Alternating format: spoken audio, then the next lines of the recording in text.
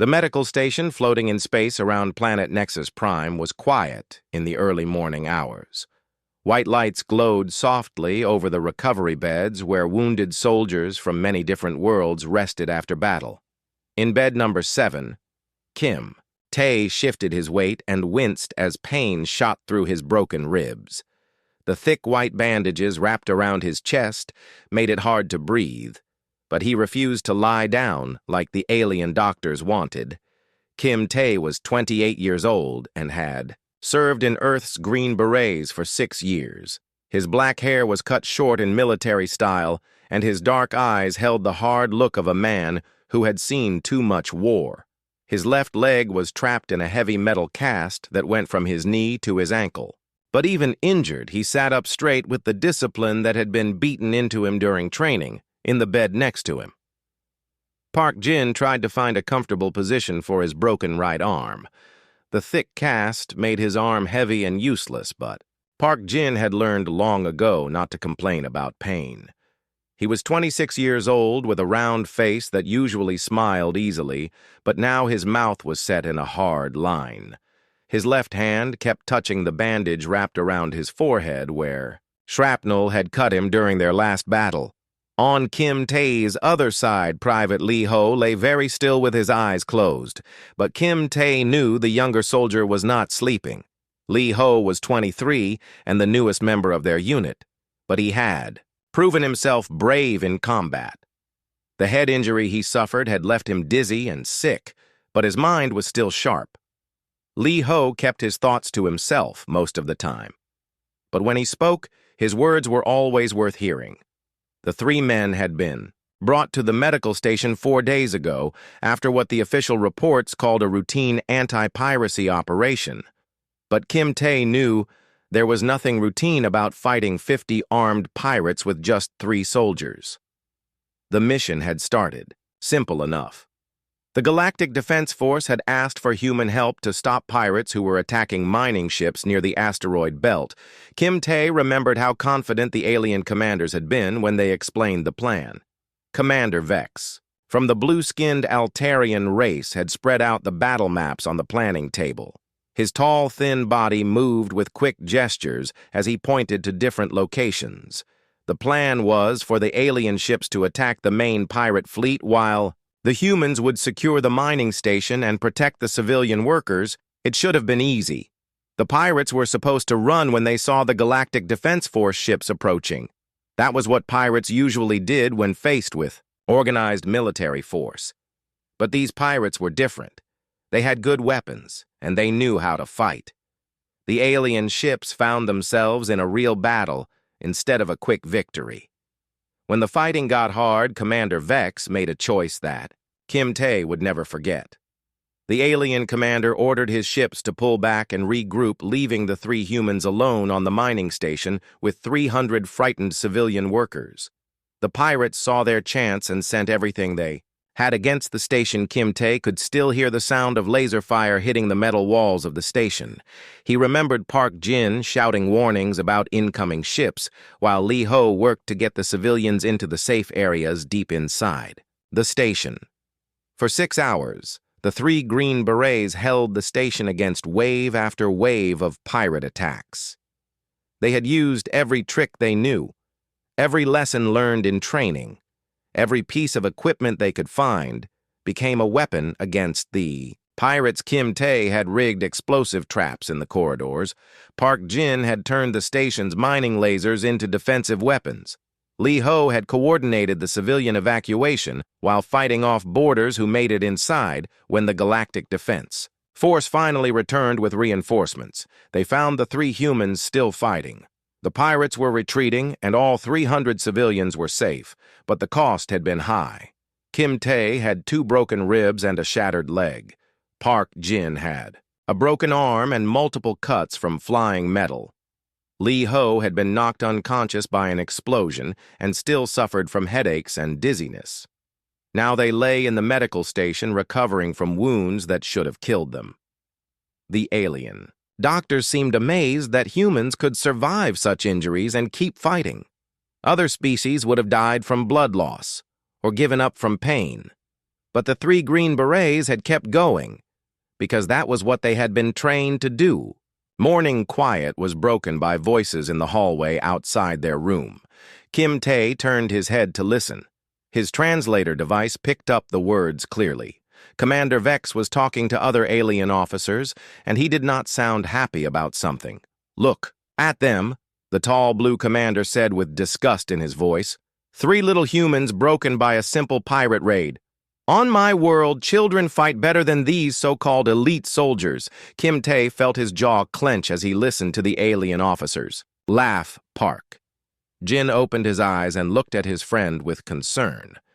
Lee Ho remained still, but Kim Tae could see the younger soldier's hands had formed into fists.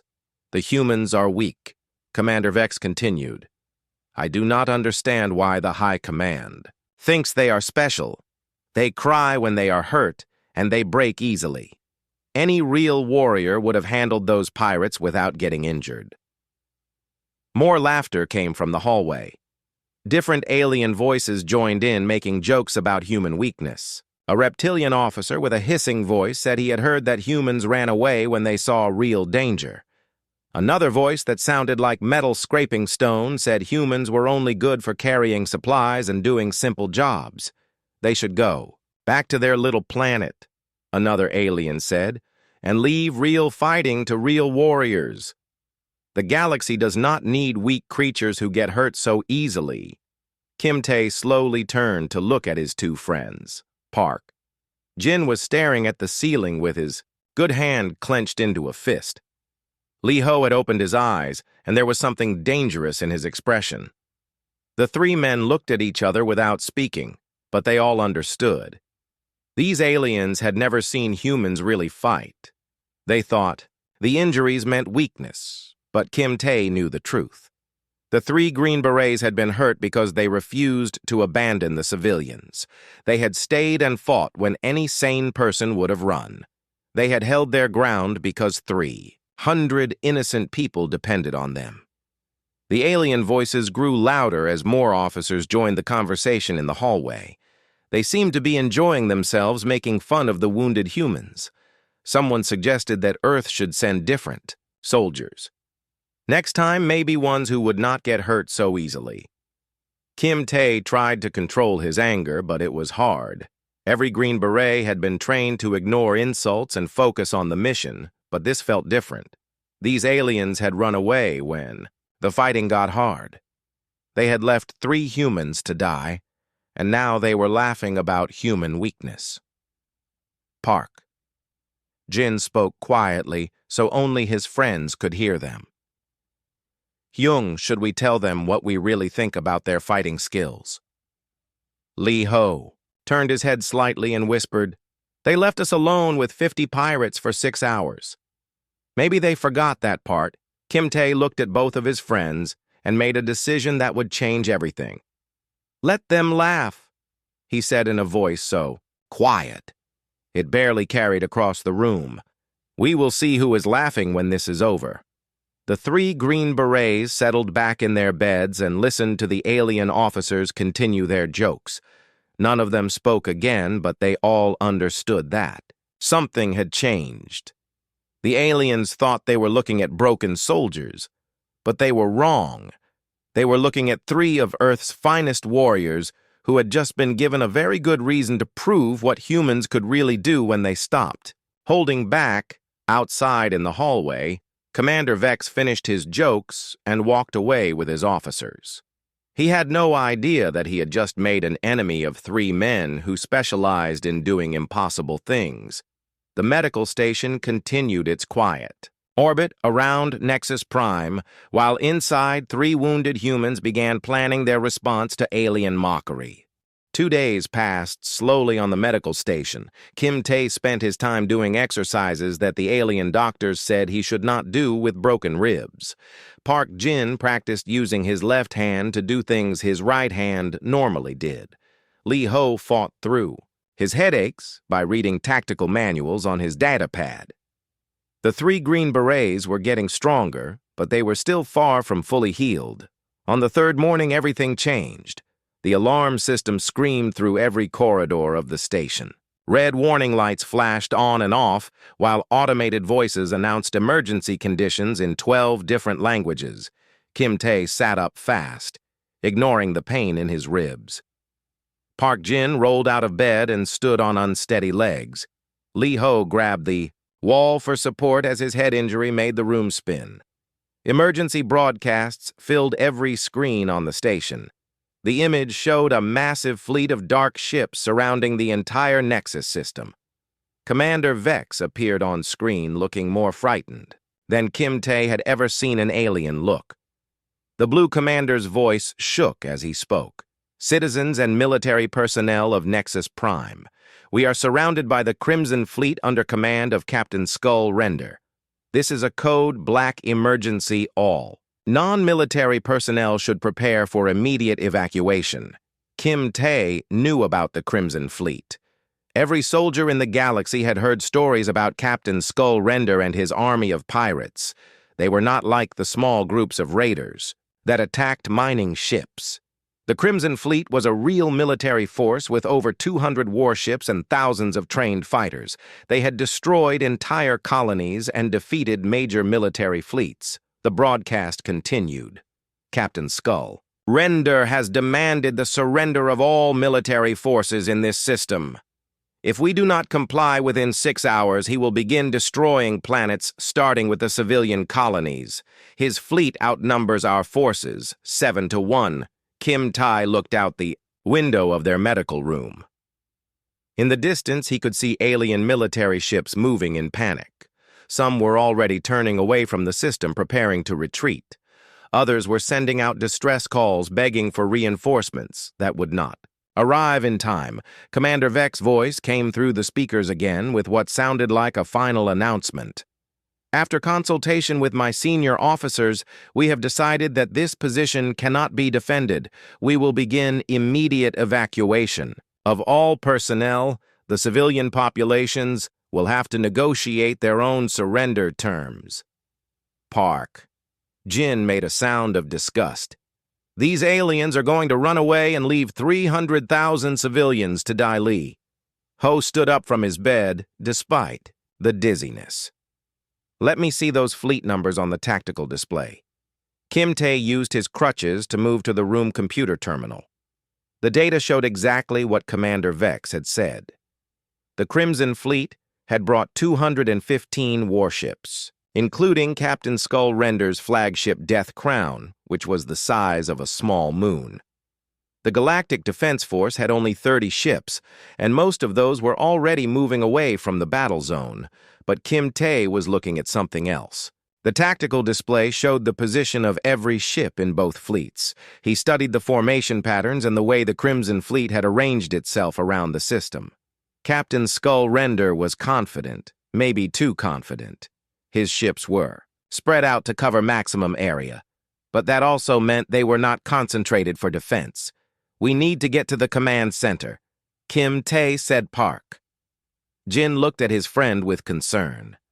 Hyung, you can barely walk and Lee Ho can barely stand. What are you thinking? Kim Tae smiled for the first time since they had arrived at the medical station. I am thinking that Commander Vex called us weak soldiers who break easily. Maybe it is time to show him what broken soldiers can really do. The three men made their way through corridors filled with panicking aliens. Everyone was running toward escape pods or emergency shuttles. Most of the alien soldiers had already abandoned their posts. Medical staff were packing up equipment instead of treating. Patience. The station felt like it was falling apart, even though no shots had been fired yet.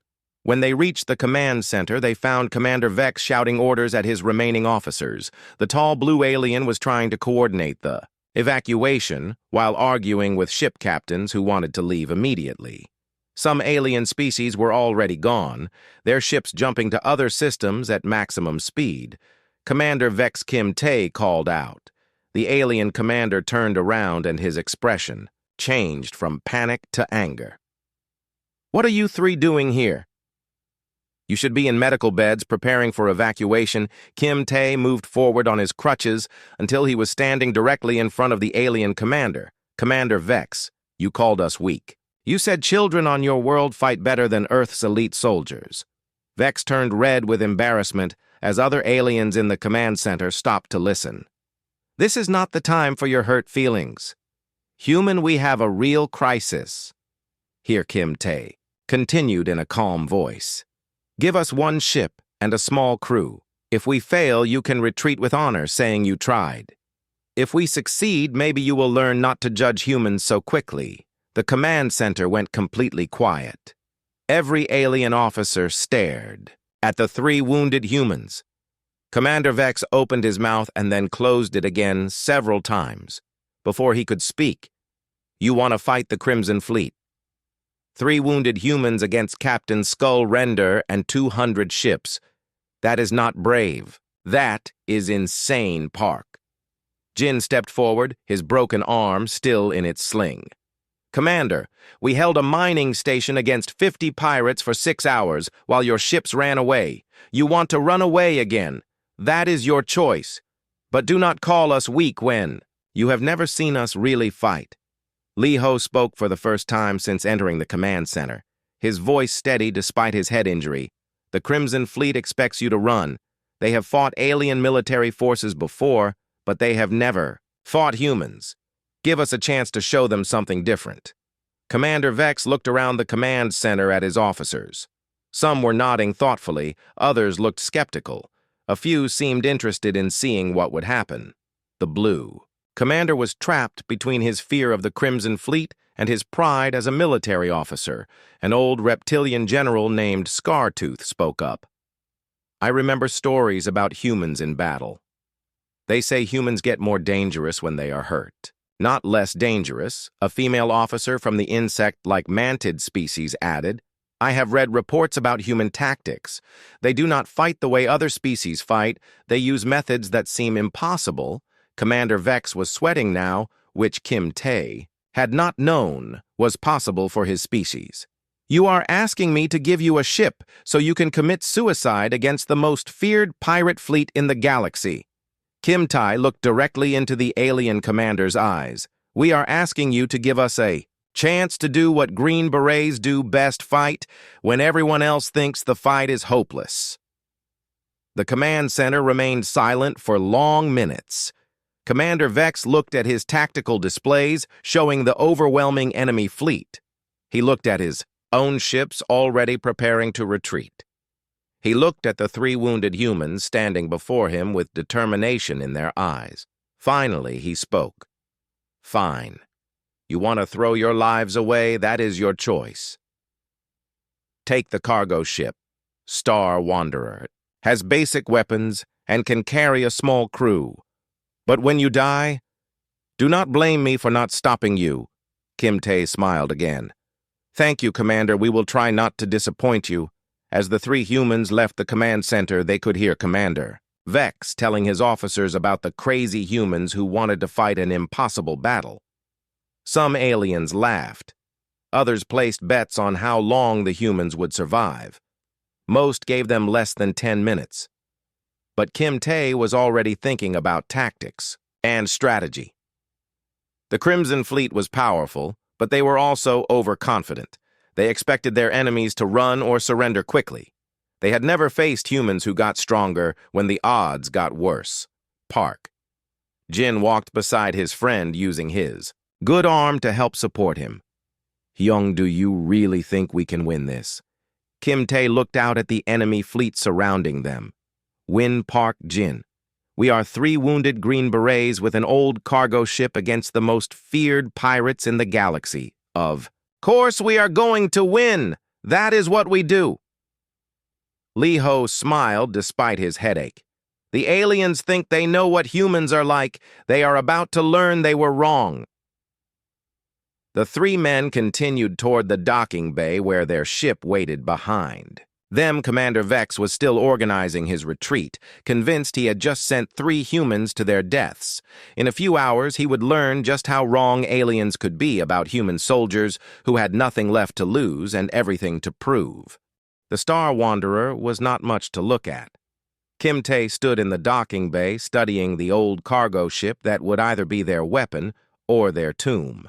The vessel was 30 years old, with patches of different colored metal where repairs had been. Made over the decades, its main cargo hold had been converted to carry basic weapons, but nothing that seemed capable of fighting a fleet park. Jin ran his good hand along the ship's hull, feeling for weak spots or damage. This thing has been through a lot of battles, he said quietly. Li Ho was reading the technical specifications on his datapad. The engines are solid, and the life support systems work. The weapons are basic, but they might be enough if we use them. Right, Commander Vex had kept his word about providing a crew. 12 volunteers from different alien species had agreed to join the humans. Most of them seemed to think it was an honor to die alongside Earth's elite soldiers, even if they did not expect to survive very long. Most important crew member was Dr. Elena Bright, a human scientist who had been working on the medical station for 2 years. She was 40 years old with gray hair and smart eyes that missed nothing. Dr. Bright had studied alien technology and knew more about space combat than most military officers. I have been watching the Crimson Fleet formations, she told Kim Tae as they walked through the ship. They are using standard pirate tactics designed to intimidate enemies into surrendering quickly. But their ships are spread out to look more impressive. That could be a weakness we can use. The chief engineer was an alien called Modo, who belonged to a species that looked like large, friendly bears. His people were known for being excellent with machinery, and he had volunteered because he respected human determination. Modo had spent the morning checking every system on the Star Wanderer. The ship is old but strong, he reported to Kim Tae in his rumbling voice. I have made some improvements to the engines and weapons. They will not fail you in battle. While the crew prepared their ship, the rest of the station was falling apart. Most alien military units had already left. Only a few ships remained, and their captains were openly discussing when they would retreat. Commander Vex had moved his command post to a ship that could leave quickly if the humans failed. In the station bars and common areas, aliens were placing bets on how long the 3 humans would survive. The most optimistic gave them 20 minutes against the Crimson Fleet. Most thought they would be destroyed in the first attack. Some cruel aliens were taking bets on which human would die first. A group of young alien officers from different species had gathered in the observation deck to watch the coming battle. They talked loudly about human stupidity and how the 3 Green Berets were too proud to accept that they were beaten. Look at them, one officer said, pointing toward the docking bay where the Star Wanderer was being prepared. They actually think they can win. How can any species be so foolish? Another alien laughed. Those humans are already wounded and sick. What can 3 broken soldiers do against Captain Skull? Render, he has destroyed entire fleets with healthy crews, but an older alien officer who had served in many wars shook his head and spoke quietly. You young ones do not understand what you are seeing. Those humans are not broken. They are angry, and angry humans are the most dangerous creatures in the galaxy. The younger officers laughed at the old soldier, but he continued speaking. I have fought beside humans before. When they are calm and happy, they are good soldiers, but when they are hurt and angry, they become something else, something that does not stop fighting until everything that threatened them is dead. Meanwhile, on the Star Wanderer, Kim Tae was developing his battle plan. He had spent hours studying the Crimson Fleet positions and Captain Skull Render's tactical preferences. The pirate leader was famous for his aggressive attacks and his use of overwhelming force. But Kim Tae was looking for something different. Dr. Bright brought him detailed scans of the system, including the asteroid field that surrounded Planet Nexus Prime. The asteroids were rich in volatile minerals that exploded when exposed to certain energy frequencies. Most ship captains avoided the asteroid field because it was dangerous to navigate. But Kim Tae saw opportunity where others saw danger. We are not going to fight them the way they expect, he told his crew. We are not going to meet their fleet head-on and try to match their firepower park. Jin looked at the tactical display with interest. What are you thinking, young Kim Tae? Pointed to the asteroid field. Pirates are used to fighting enemies who either run away or stand and fight in open space. They have never fought humans who use the environment as a weapon. We are going to make them come to us on our terms. Lee Ho was studying the mineral composition data from Dr. Bright. These asteroids contain compounds that become highly explosive when hit with the right energy signature. We could turn the entire field into a minefield. Dr. Bright nodded with excitement. I can modify our weapons to produce the exact frequency needed. It will not work on normal targets, but against those specific minerals, the results will be spectacular. Moto rumbled his approval from the engineering station. This is good thinking. Use the enemy's expectations against them.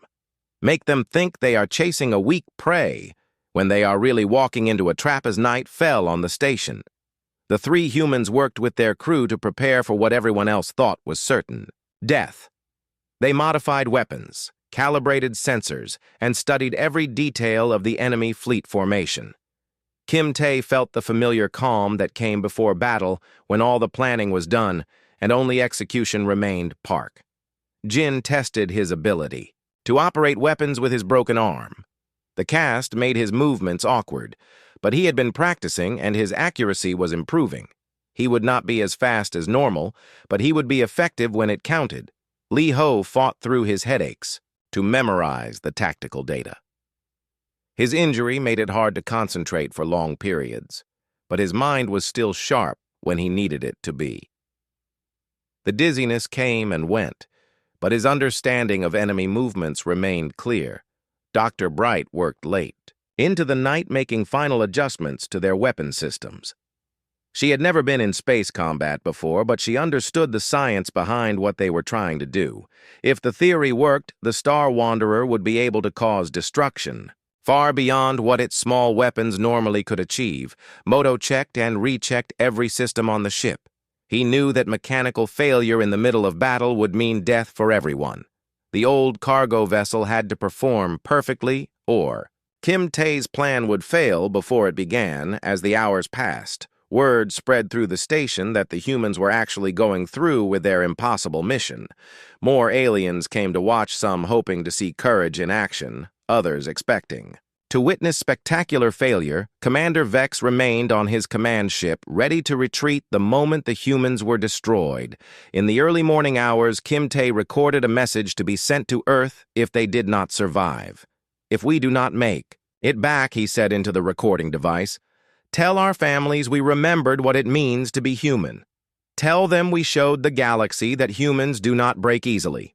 Park Jin and Lee Ho made their own recordings, simple messages to loved ones back home who would never know how three wounded soldiers had chosen to fight impossible odds rather than accept alien mockery. As the time for battle approached, the crew of the Star Wanderer made their final preparations. The ship was as ready as it could be. The weapons were calibrated, and the plan was clear. Kim Tae looked around at his crew, both human and alien, and felt pride in their courage. In a few hours, they would face Captain Skullrender and his fleet of 200 ships, the aliens. Watching, expected to see the quick destruction of three foolish humans. But Kim Tae knew something. The aliens did not understand. Green Berets were trained to do impossible things, and wounded, angry Green Berets were the most dangerous soldiers in the galaxy. The Crimson Fleet was about to learn what happened when you threatened innocent people in front of humans who had already proven they would die before they would abandon their duty. The Star Wanderer powered up its engines and prepared to leave the safety of the station. Behind them, the remaining alien forces watched and waited to see if three humans could accomplish what everyone believed was impossible. The morning sun of Nexus Prime cast long shadows across space as Captain Skullrender's massive fleet completed its surrounding formation. His flagship Death Crown hung in space like a metal moon, bristling with enough weapons to destroy cities. The pirate captain stood on his command bridge looking out at the pathetic resistance the system had managed to gather. Captain Skullrender was not like other pirates. He had once been a military officer before turning to a life of conquest and theft. His massive body was covered in scars from 100 battles, and his reputation for cruelty was known throughout the galaxy. He had destroyed 17 military fleets and conquered 43 colony worlds. "This will be easier than I expected," he said to his officers as he studied the tactical displays. "The aliens are already running away like frightened children. We will not even need our full fleet to finish this." But then something appeared on his sensors that made him laugh out loud. A single small cargo ship was moving away from the station toward his fleet. It was old and battered with weapon signatures so weak they barely registered on his advanced scanners. "Is this a joke?" the pirate captain roared to his bridge crew. "One tiny ship against my armada. Are these aliens so desperate that they send cargo haulers to fight me?" His communications officer, a reptilian creature with yellow eyes, spoke up. "Captain, we are receiving a transmission from that ship. They say they represent the Galactic Defense Force. Put them on screen." Skull Render commanded. "I want to see what kind of fool pilots that ship." Kim Tae's face appeared on the main view screen of the Death Crown. The human looked calm and determined despite his obvious injuries. Skull Render could see the bandages around his chest and the cast on his leg. But what struck the pirate captain most was the complete lack of fear in the human's eyes. "This is Sergeant Kim Tae of Earth's Green Berets," the human said in a steady voice. "We are here to stop you." Captain Skull Render stared at the screen for several seconds before breaking into loud laughter. The sound echoed through his bridge as other pirates joined in. 3 humans. "One wounded human thinks he can stop me and my fleet of 200 ships." Kim Tae remained completely calm. "This system is under the protection of Earth and its allies. You have one chance to surrender and leave peacefully." The pirate captain laughed so hard he had to grab his command chair for support surrender. To 3 broken humans in a cargo ship. "You are either the bravest creature I have ever met or the most stupid, your choice." Kim Tae replied and closed the communication channel. Skull Render wiped tears from his eyes as he looked around his bridge at his officers. "This is too entertaining to end quickly. Order Squadron 7 to destroy that ship, but tell them to take their time. I want to see how long these humans can run before they die." 10 of his fastest attack ships broke away from the main fleet and began pursuing the Star Wanderer Skull. Render watched on his tactical display as the small human ship turned and fled toward the asteroid field that surrounded the inner planets. "Look at them run," he said with satisfaction. "Just like every other species when they face real power." But his weapons officer, a scarred veteran of many space battles, was frowning at his instruments. "Captain, something is strange about their flight pattern. They are not running in panic. They are following a very specific course through the asteroid." Skull Render dismissed the concern. "They are probably trying to use the asteroids for cover. It will not help them. Squadron 7 has the firepower to blast through any rock they hide behind." Pursuing pirate ships followed the Star Wanderer deep into the asteroid field, confident in their superior speed and weapons. The human ship seemed to be struggling to stay ahead, dodging between the floating rocks like a frightened animal on the bridge of the Star Wanderer. Kim Tae was not struggling at all. He was following the precise course he had planned during the night. His hands moved over the controls with practiced skill, guiding the ship exactly where he wanted it to go. Park Jin sat at the weapons station, his broken arm making his movements slower than normal, but his targeting was perfect. Dr. Bright monitored the energy signatures of the asteroids around them, waiting for the right moment to begin their attack. Lee Ho fought through his dizziness to track the positions of the pursuing enemy ships. His head injury made the displays blur sometimes, but he forced himself to concentrate. They were almost in position. The first pirate ship pilot was getting impatient. "Captain, these humans are just running around randomly. Let me finish this quickly." But as he moved his ship closer to the Star Wanderer Park, Jin fired a single precise shot at a large asteroid 20 meters away. The energy beam struck the rock with exactly the frequency Dr. Bright had calculated. The asteroid exploded with the force of a nuclear weapon. The blast caught 3 pirate ships in its expanding sphere of destruction, vaporizing them instantly. 2 more ships were badly damaged by flying debris and had to retreat. Squadron 7 leader stared at his tactical display in shock. How did that little cargo ship destroy 3 of my ships with 1 shot? Kim Tae's voice came over the communication channel. Welcome to human space combat. You are in our environment now. The remaining pirate ships spread out and became more cautious, but Kim Tae was already leading them deeper into his carefully planned trap.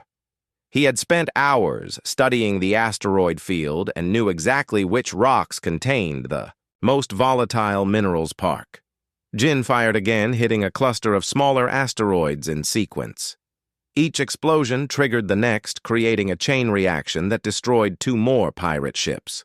The remaining enemy vessels found themselves surrounded by a field of explosive debris with no safe path forward or back. This is impossible. The squadron leader transmitted to his flagship, "They are turning the asteroids into weapons. How can a cargo ship do this much damage?"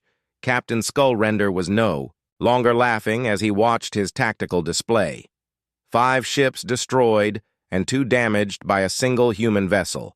It should not be possible, but he was seeing it happen. Send Squadron 3 to assist. He ordered. They will approach from the other side of the asteroid field and trap those humans between 2 forces. But Kim Tae had anticipated this move. He guided the Star Wanderer through a narrow passage between 2 massive asteroids that brought them behind the second squadron of pirate ships. Lee Ho had calculated their approach vector perfectly. Despite his head injury, Dr. Bright had prepared special modifications for this part of the plan. Instead of targeting asteroids, the Star Wanderer fired directly at the engine sections of the pirate ships. The modified energy beams caused the enemy reactors to overload and explode. 3 more pirate ships died in brilliant flashes of light. Squadron 3 leader found himself alone and surrounded by human-caused destruction. He tried to retreat. But Park Jin had anticipated his escape route. Another precisely targeted asteroid explosion caught the fleeing ship and destroyed it. In less than 1 hour, the humans had destroyed 11 pirate ships without taking any serious damage themselves. The watching alien forces on the medical station could not believe what they were seeing. Commander Vex stood frozen at his tactical display as impossible victory reports continued to arrive. On the Death Crown, Captain Skullrender was no longer amused. He had lost 11 ships to a single human cargo vessel piloted by 3 wounded soldiers. His reputation for invincibility was being shattered by enemies. He had dismissed as weaklings all ships attacked that human vessel he commanded over, the fleet communication system. "I want them dead immediately," but his officers looked nervous. They had never seen anything like human tactical thinking combined with human refusal to surrender. The pirates were used to fighting enemies who became predictable when desperate. But these humans seemed to get more dangerous as the odds against them increased. Captain Skullrender realized he was no longer hunting prey. He was fighting predators who had turned his own fleet into a hunting ground. The 3 wounded humans had shown him something he had never encountered before. Humans who had nothing left to lose and everything to prove were the most dangerous enemies in the galaxy. The real battle was just beginning. Captain Skullrender had stopped laughing 3 hours ago. Now he stood on his bridge watching tactical displays that showed something impossible happening. 50 of his ships had been destroyed by 3 humans in an old cargo vessel, and the killing was not stopping. Send everything, he roared at his officers. "I want every ship in this fleet hunting those humans down," but sending more ships was exactly what Kim Tae wanted. The asteroid field had become a 3-dimensional maze where human tactical thinking could turn superior numbers into a disadvantage. Every time the pirates tried to surround the Star Wanderer, they found themselves flying into carefully prepared traps. Park Jin had learned to use his broken arm more effectively. His targeting was becoming more precise. As the battle continued, Dr. Bright had given him special ammunition that could trigger different types of explosions depending on which asteroids he hit. Some created massive blast waves that could destroy multiple ships. Others sent out clouds of superheated metal fragments that shredded enemy hulls. Ho was proving that his head injury had not affected his genius for understanding enemy movements. Despite the dizziness and pain, he could predict where pirate ships would be before their own pilots knew. The three humans moved like one mind, controlling their ship with perfect coordination, but the real advantage was something the pirates had never encountered before. The three Green Berets had begun speaking to each other in Korean during combat. Their enemy could not understand the language, which meant human coordination became perfect, while pirate communication remained confused. Kim Tae called out target priorities in rapid Korean Park. Jin confirmed. His shots in the same language, Lee Ho provided tactical updates that only his teammates could understand. The result was combat teamwork that no alien military had ever achieved. Dr. Bright watched in amazement as the three wounded soldiers worked together, like parts of a single weapon. Their military training had created bonds stronger than any alien alliance she had ever seen. They trusted each other completely, and that trust was turning an impossible battle into a masterpiece of human warfare. Moto kept their ship running at peak performance despite damage from near misses and flying debris. The friendly alien engineer had never seen combat like this, but he understood that he was witnessing something historic. Three humans were rewriting the rules of space warfare. On the Death Crown, Captain Skull Render was becoming desperate. His communications were filled with panicked reports from ship captains who could not understand how they were being defeated. Captain, the humans are using the asteroids like guided missiles, one pilot reported. They know exactly which rocks will explode and how to aim the explosions at our ships. Another captain added, they appear out of nowhere, destroy 2 or 3 ships and vanish again. Before we can return fire, it is like fighting ghosts. Skull Render looked at his tactical display and saw the truth written in the wreckage of his fleet. The humans were not just winning, they were making it look easy. 3 wounded soldiers were dismantling the most feared pirate armada in the galaxy. But what made him most angry was the growing fear he could hear in his own officers' voices. These were hardened pirates who had terrorized entire star systems. Now they were afraid of 3 humans in a cargo ship. Enough, he shouted. All remaining ships form attack formation. We will advance together and overwhelm them with concentrated firepower. They cannot hide from 150 ships attacking at once. The surviving pirate vessels formed into a massive formation and began moving toward the asteroid field where the Star Wanderer was waiting. Kim Tae watched them approach and smiled grimly. This was what he had been waiting for. Moto, he called to the engineer. I need everything you can give me from the engines. We are going to need speed and maneuverability. Dr. Bright, are the special modifications ready? He asked. The human scientist nodded grimly. I have been saving our best surprises for when they brought their entire fleet together. Lee Ho, despite his head injury, was calculating approach vectors and timing with mathematical precision. Hyung, if we can get them to follow us through the Gamma Passage, we can trigger the big chain reaction. Park Jin checked his targeting systems one more time. His broken arm ached, but his shooting had never been more accurate. Today I feel like I could hit anything, he said in Korean. The massive pirate formation entered the asteroid field like a moving wall of destruction. Their combined firepower was enough to blast through any normal obstacle.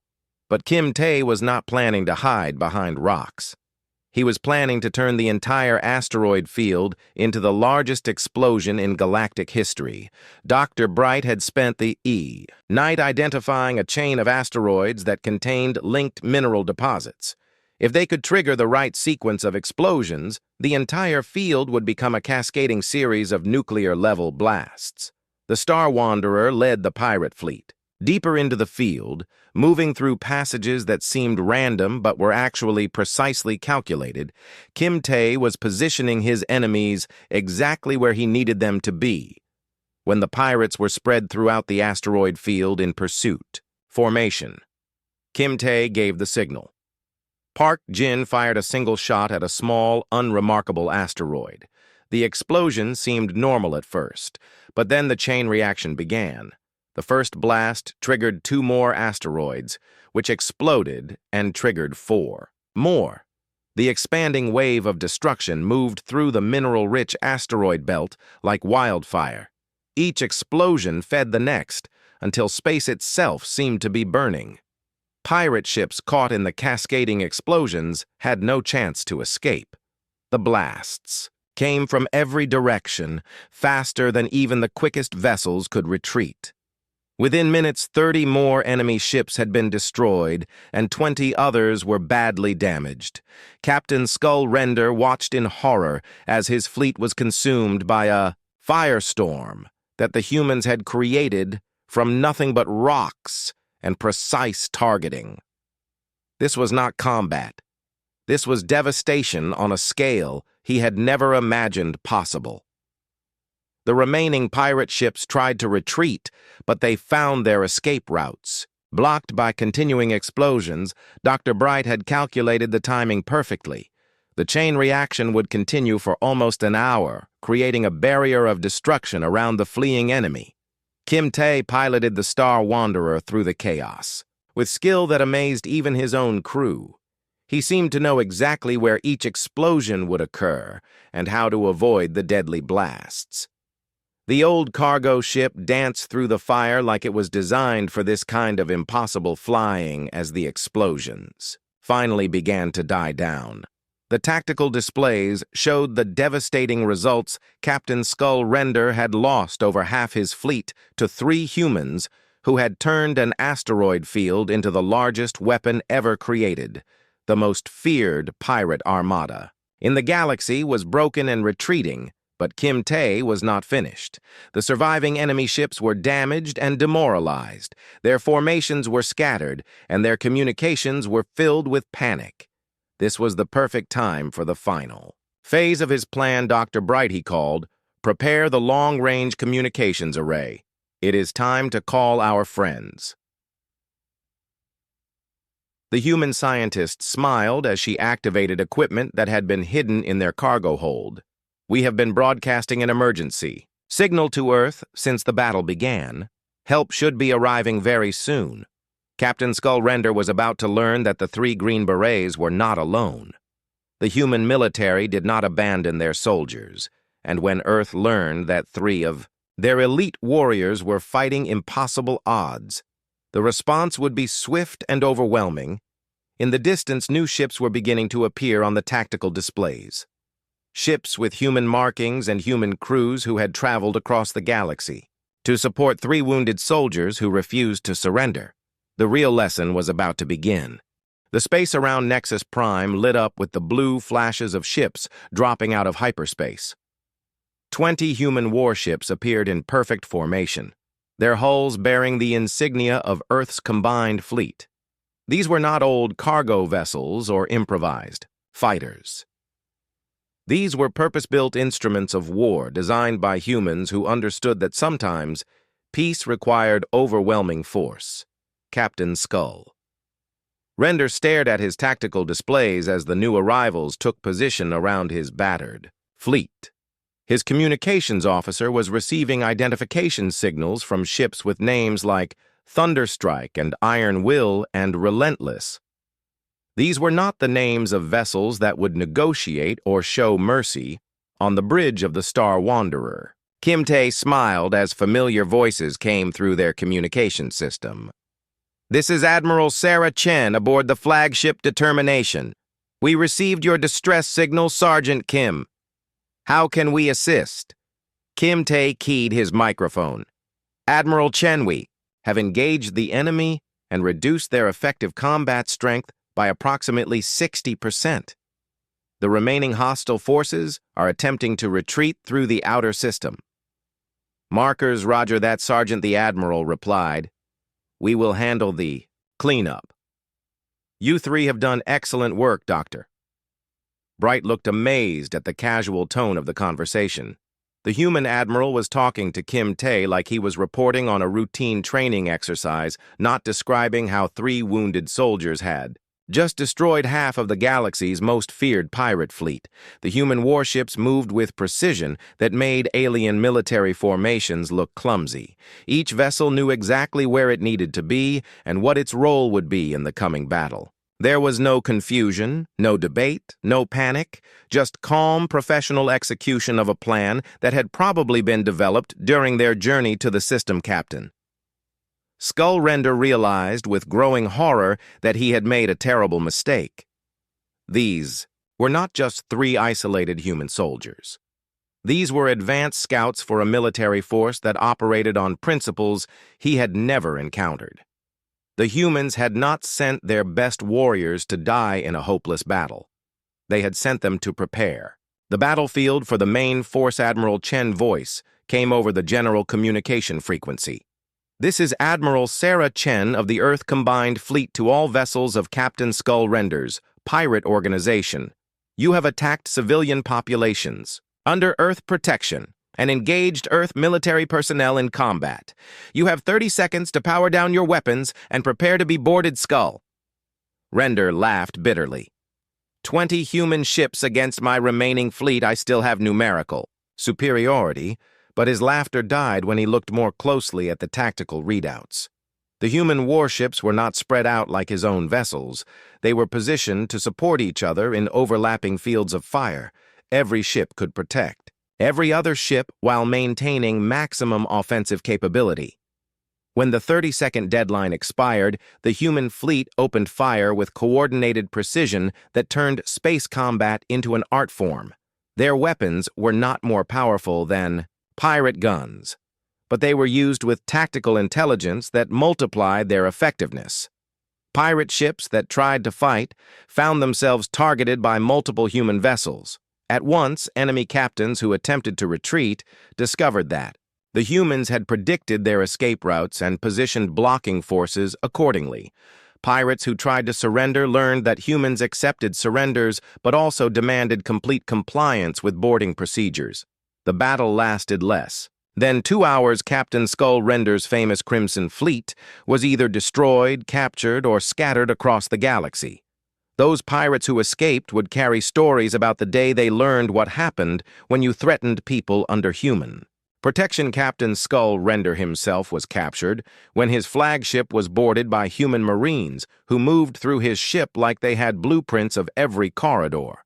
The pirate captain who had terrorized entire star systems found himself in chains aboard a human vessel where the guards treated him with professional courtesy and absolute security. But the most important moment came when the 3 green berets returned to the medical station. Commander Vex and his alien officers stood in the docking bay waiting for the Star Wanderer to land. The blue commander looked like he had aged 10 years during the battle. Kim Tae emerged from the ship still using crutches, but walking with the quiet confidence of a soldier who had just accomplished the impossible. Park Jin followed with his